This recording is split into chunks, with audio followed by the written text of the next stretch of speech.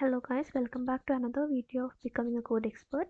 In this video we'll be seeing the input in Python program. So coming to the question, you need to perform 3 separate tasks based on the given input. So the first task is string input and print.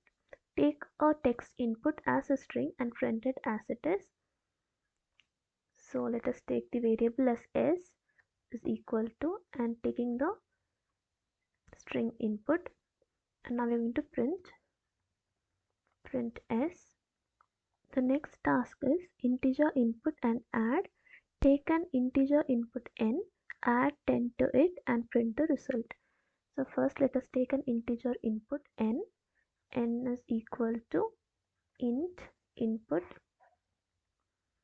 and now we have to add 10 to it and print the output. So let us print it as n plus 10. And the next one is float input and multiply. Take a floating point number as input and multiply it by 10 and print the result. So let us take the variable f is equal to float input,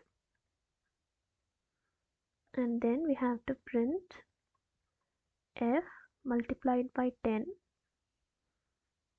And now let's compile and run the code. So the compilation got completed, and now let's submit it. And here all the hidden test cases also got passed. I hope this video was helpful to you. Subscribe my channel and like this video. If you have any doubts, ask in the comment section. Thank you.